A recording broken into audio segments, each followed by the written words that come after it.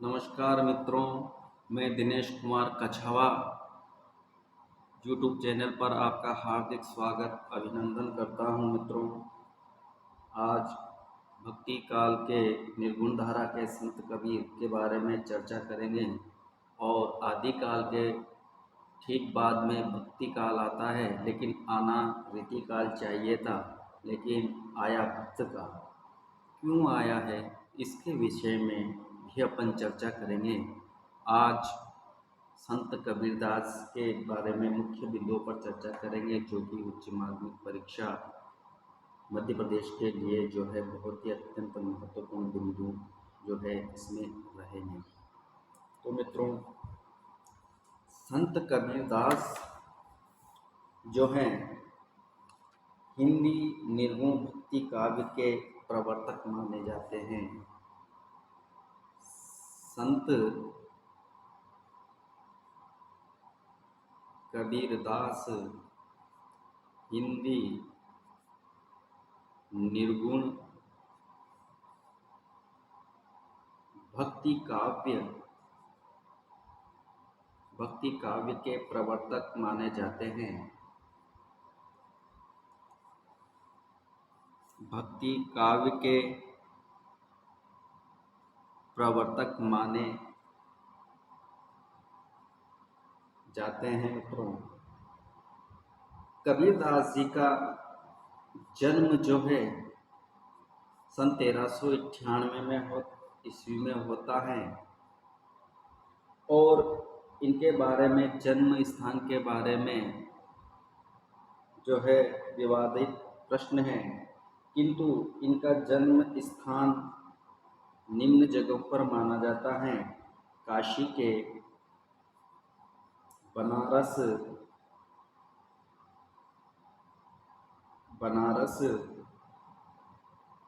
वाराणसी और लहरतार,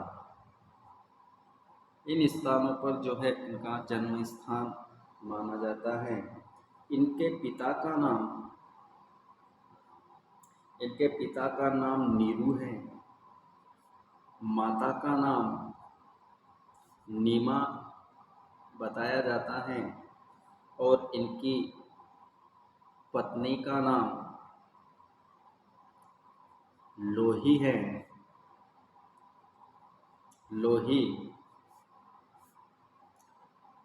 और इनके पुत्र का नाम कमाल है और पुत्री का नाम जो है कमाली है।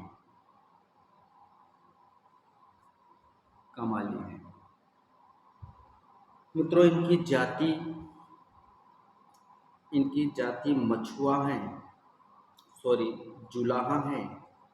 इनकी जाति जुलाहा है और इनकी मृत्यु जो है वो सन 1518 ईस्वी में मगहर नामक स्थान पर जो है इनकी मृत्यु हो जाती है। मगहर नामक स्थान पर इनकी मृत्यु हो जाती है।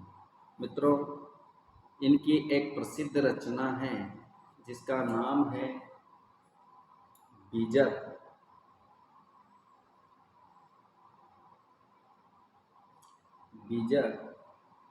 और इस बीजक का संकलन तैयार किया था। बीजक के संकलन करता है धर्मदास। इस बीजक के संकलन करता है इनके शिष्य धर्मदास। ये बीजक ग्रंथ के संकलन करता है मित्रों, और बीजक के 3 भाग हैं। बीजक के 3 भाग हैं। पहला भाग आ जाता है साकी, दूसरा आ जाता है शब्द या सबद, और तीसरा आ जाता है रमेनी। शाकी, शब्द, रमेनी बीजक के जो है 3 भाग बताए जाते हैं मित्रों। और कबीर की और ये जो साके और सबद रमेनी हैं, इस साकी की भाषा जो है वो सदुक्कड़ी है। साकी की भाषा सदुक्कड़ी है। और ये जो शब्द है, ये जो शब्द है, ये शब्द योग साधना और भक्ति भाव से संबंधित है। ये शब्द योग साधना और भक्ति भाव से संबंधित जो है रचना है। ये जो रमेनी है, ये रमेनी एक दार्शनिक विचार संबंधी ग्रंथ है। ये दार्शनिक विचार संबंधी ग्रंथ हैं और बीजक का सबसे जो महत्वपूर्ण अंश माना जाता है वो जो है रमेनी है। बीजक का महत्वपूर्ण अंश वो रमेनी है। मित्रों,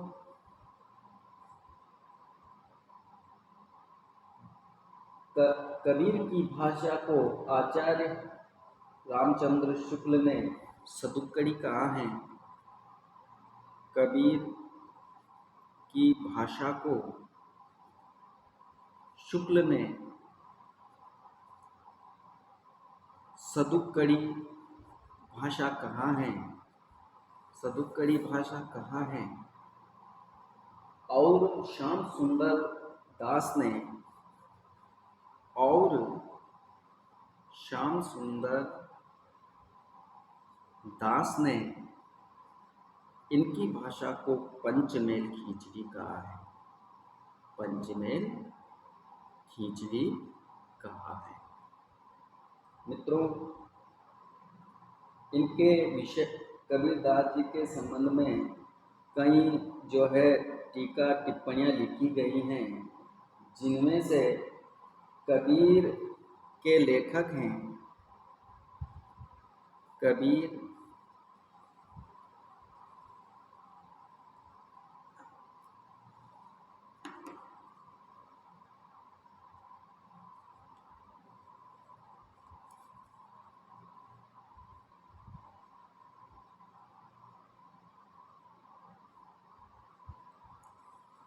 कबीर के लेखक हैं हजारी प्रसाद द्विवेदी। के लेखक हजारी प्रसाद द्विवेदी और कबीर ग्रंथावली का संपादन किया है। कबीर ग्रंथावली का संपादन श्याम सुंदर दास ने किया है। बाबू श्याम सुंदर दास ने किया है। मित्रों, कबीर अक्षर ज्ञान से रहित निरक्षर थे। कबीर निरक्षर थे, किंतु लौकिक ज्ञान से युक्त थे। लौकिक ज्ञान से युक्त थे। मित्रों, महत्वपूर्ण बिंदुओं पर ही जो है चर्चा की जाएगी। आप जो है बड़े ध्यान से सुनिएगा।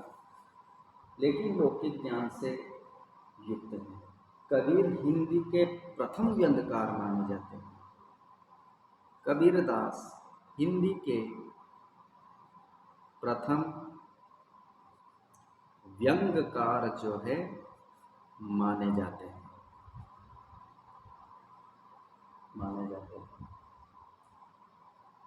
मित्रों, आचार्य हजारी प्रसाद द्विवेदी ने कबीरदास को हजारी प्रसाद द्विवेदी ने कबीर को वाणी का डिक्टेटर या भाषा का तानाशाह कहा है। वाणी का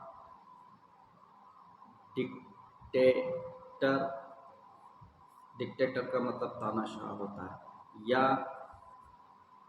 भाषा का तानाशाह कहाँ है।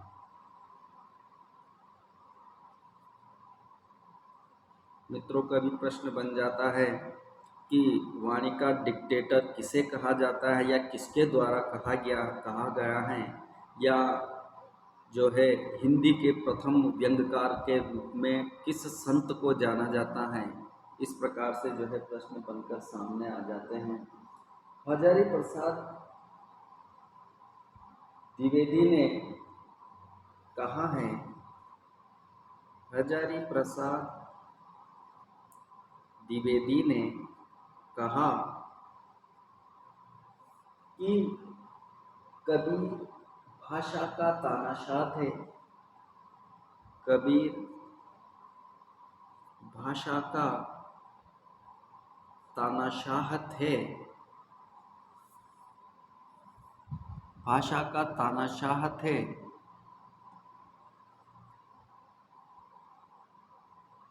उन्होंने भाषा से जो कुछ कहलवाना चाहा, उन्होंने भाषा से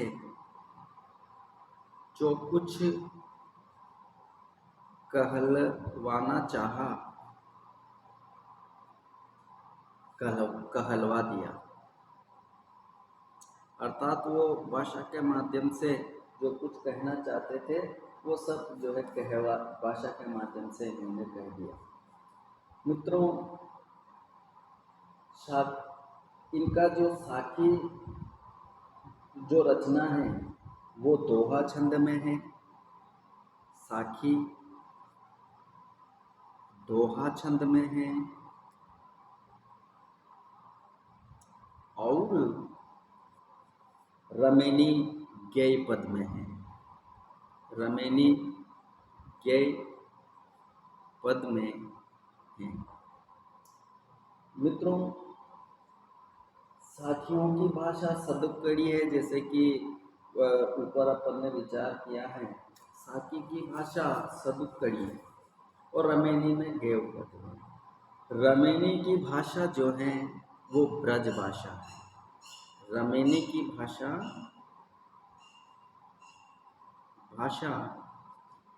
ब्रज भाषा है। रमेनी की भाषा मित्रों ब्रज भाषा है। और शब्द की भाषा जो है वो रमेनी की भाषा से मिलती जुलती है। शब्द की भाषा रमेनी की भाषा से मिलती जुलती है।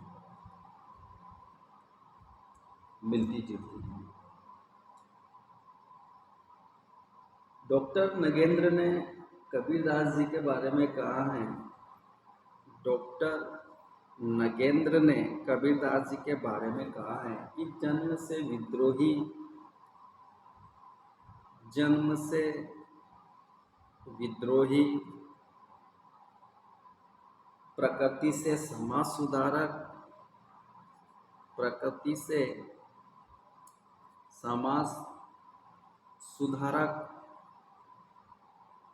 कारणों से प्रेरित होकर, जन्म से विद्रोही, प्रकृति से समाज सुधारक, कारणों से प्रेरित होकर धर्म सुधारक,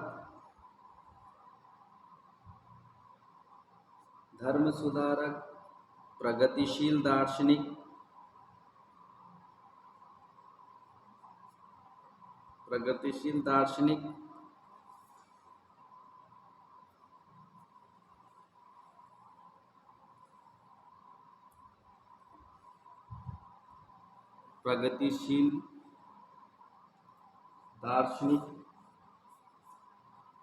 और आवश्यकता अनुसार कवि थे। और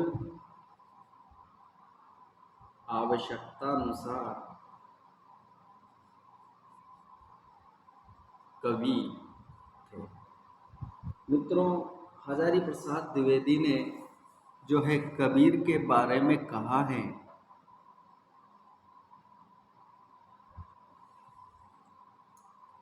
हजारी प्रसाद द्विवेदी ने कबीर के बारे में कहा है कि आदत से अक्कड़, आदत से अक्कड़, स्वभाव से फक्कड़,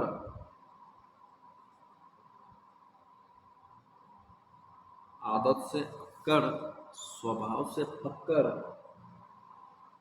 बाहर से कठोर, बाहर से कठोर, अंदर से कोमल,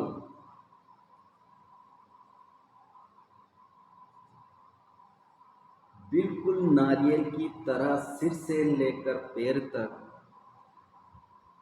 बिल्कुल नारियल की तरह सिर से लेकर पैर तक मस्त मौला थे, मस्त मौला थे। आचार्य शुक्ल ने कबीर के बारे में कहा है, आचार्य शुक्ल ने कबीर के बारे में कहा है कि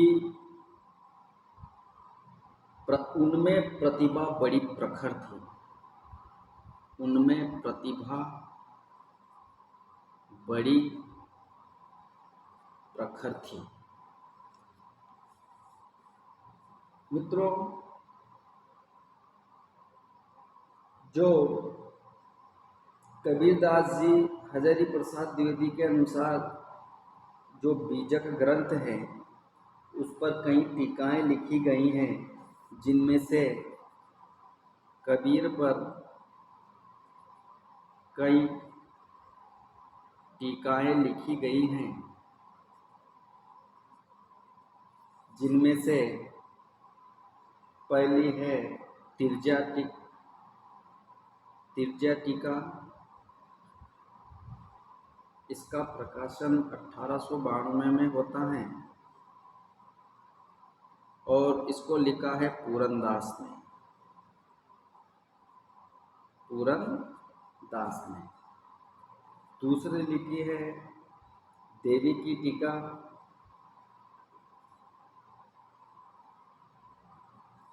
देवी की टीका।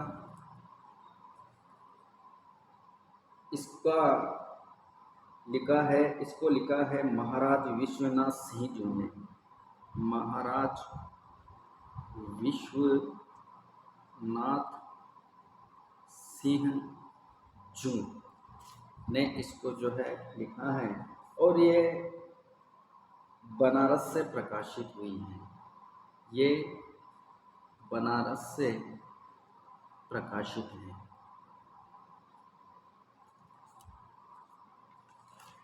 ये जो टीका है ये बनारस से जो है प्रकाशित मानी जाती है। मित्रों, इसके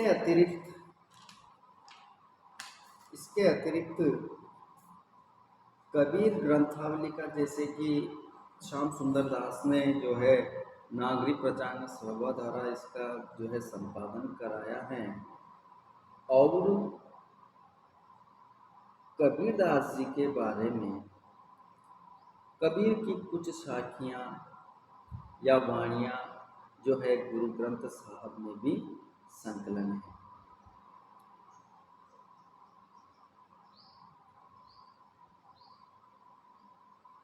मित्रों,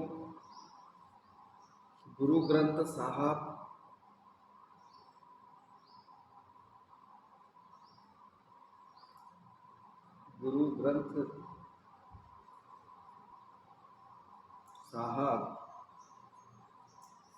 सिखों के धर्म गुरु ग्रंथ साहब का संकलन सिखों के धर्म गुरु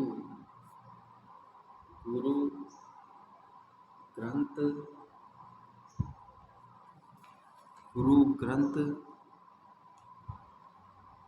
साहब का संकलन 1605 ईस्वी में किया गया है। 1605 ईस्वी में किया गया है, जिसमें कबीर की वाणियों को भी संकलित किया गया है, जिसमें कबीर की वाणियों को भी संकलित किया गया है। डॉक्टर रामकुमार वर्मा ने आदि ग्रंथ से इन वाणियों को संत कबीर शिक्षक से मुद्रित करवाया है और गुरु ग्रंथ साहब में कबीर की साखियों को गुरु ग्रंथ साहब में कबीर की साखियों को सलोकु या श्लोक कहा है। सलोकु या श्लोक कहा है। तो मित्रों, जो है ये कबीर के बारे में महत्वपूर्ण जानकारी थी। इसके बारे में महत्वपूर्ण बिंदु थे, इसके बारे में चर्चा की है। अगले वीडियो में अन्य संत कवियों को लेकर के आऊँगा जल्द ही। धन्यवाद।